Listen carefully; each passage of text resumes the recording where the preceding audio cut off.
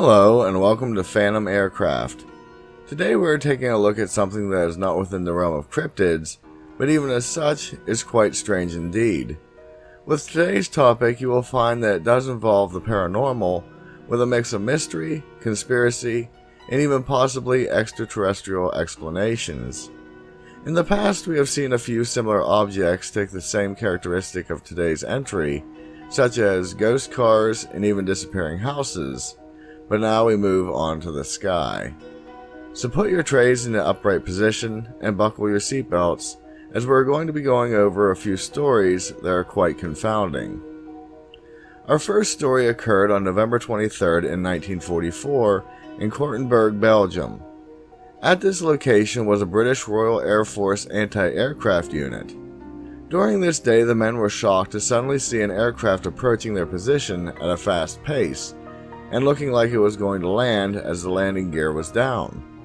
On closer inspection, the oncoming plane was an American B-17 bomber that, due to its size and armament, was nicknamed a Flying Fortress.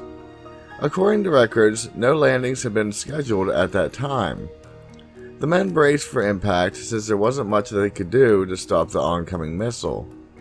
Thankfully, the craft came down in an empty field and bounced along before coming to a complete stop, still on its wheels after a wing clipped the dirt. The Fortress sat in the field with 3 of the 4 engines still running, but no other movement was seen. After waiting 20 minutes for some sign of life and not seeing any, the ground crew made their way to the craft. Assuming that the crew aboard was injured or worse, the doors to the bomber were opened up. Upon entry, a baffling scene stood before them. The plane was completely vacant of all crew, and even stranger, all the parachutes were still on board. With further inspection, flight jackets were still hung up, half-eaten chocolate bars were found, and the only clue as to what occurred was found in a logbook, which read, "Bad flak." According to reports, the plane appeared undamaged outside of what it sustained during the haphazard landing. A search was put out for any information as to what happened to the crew of this Phantom Fortress, as it was now being called. It is said that the entire crew was tracked down and found to be alive and well. They claimed that during their bombing run they ran into issues and had to abort the mission. On their way back they took gunfire, which took out one of the engines. Not long after this, a second engine quit working, and it was at this point that the crew decided to set the plane on autopilot and abandoned the craft. When pressed about the parachutes still appearing to be on board, they stated they thought that spare chutes could have been mistaken as the full amount. As for no damage being found, they said the ground crew may not have been versed enough in what flak damage looked like. Before moving forward, a few issues arose with what was reported and the quote-unquote official story as to what happened via the crew. After a quick search, I found that B-17s typically had a crew of 10 soldiers and 12 parachutes were found aboard. So if the official story is to be believed, this B-17 had 22 parachutes available. The other issue was that when the plane landed, 3 of the 4 engines were still operational. It is even said that the 4th one was still working, but was damaged when the craft landed hard. So how was it possible that the crew abandoned the plane after losing a second engine, but apparently all 4 were now working? The last thing is the claims that an anti-aircraft gunnery crew wouldn't know what flak damage would look like seems a little bit odd. The whole story of this bomber seems quite strange when you factor in the craft landing itself, the crew was missing, and the air crew were reportedly found later, but their stories didn't match up. Was this a cover-up? Was the crew that was found alive the actual crew?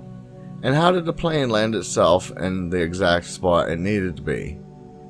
The answers to those questions have yet to be solved. Moving on, we are going to be looking at missing planes, and no, this doesn't involve the Bermuda Triangle. Ghost plane reports are found in many locations, but apparently in the United Kingdom they are quite a common occurrence. In April of 1995, Tony Ingle from Derbyshire had a strange encounter. According to his report, he saw a World War II era plane flying low overhead. He could tell the propellers were moving, but the craft was making hardly any noise at all. In horror, he watched as the plane dropped lower and lower in altitude before it vanished over a hedgerow. The craft was so low that he was sure it had crashed. After making it to where it had vanished, he found that nothing was there outside of a herd of sheep quietly eating some grass in the field. Surveying the area and looking at the sky again, the aircraft had vanished without a trace. On March 24, 1997, in the same location of Derbyshire, a similar sighting was spotted. On that night, the police station received numerous calls from people claiming to see a World War II Lancaster bomber flying incredibly low and appearing as if it were going to crash. Again, like Tony's sighting, this propeller-driven plane made very little noise, with most describing it as a low hum. The police sent out a search party with dogs, aircraft, and volunteers, all looking for the remains of the crashed plane, but nothing was ever found. Some assumed that what people saw was a UFO, but all witnesses state it was a Lancaster bomber. Again, in the same area, later that year, a woman named Doreen Ashall and her family were driving along when they noticed a large, older plane flying so low towards them that they feared that they were going to be hit. Again, the craft made little to no noise, but came so close to their car that her husband drove off the road, and everyone inside instinctively ducked as it flew by. Fearing that the aircraft had crashed, the police were called, but again, no sign of debris was found. Going a step further, records were checked and no reports of missing craft were found, nor was there any record of a plane in that area at that time.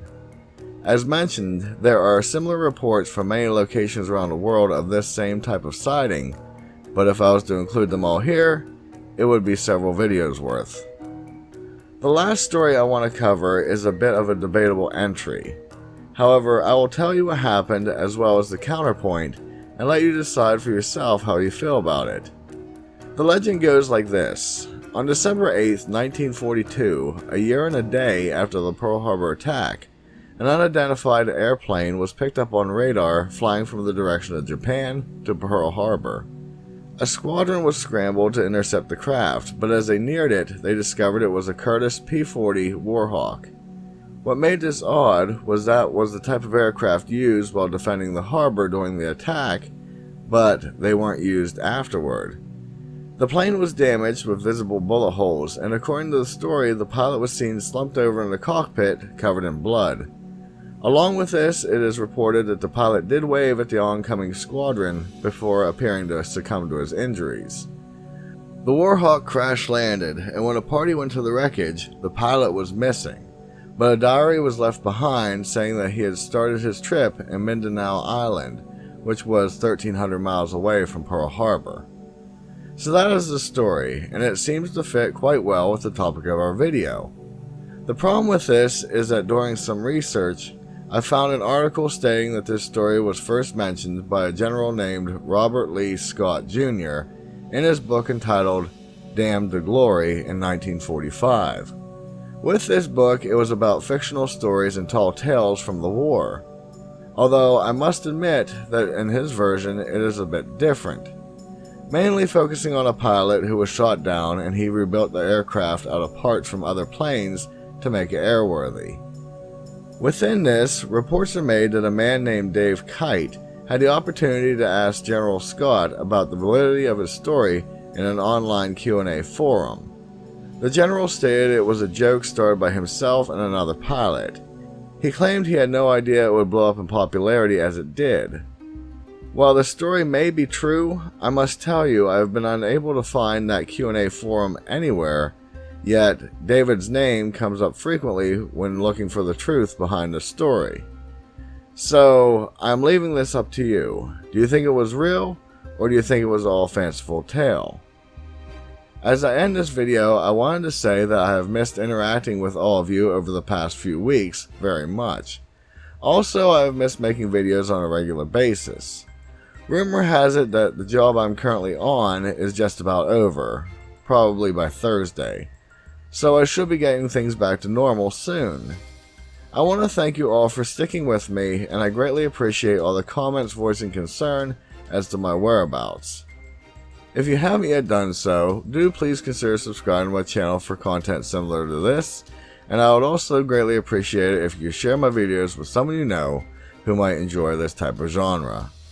With that, be safe, and I'll see you in the next one. Later!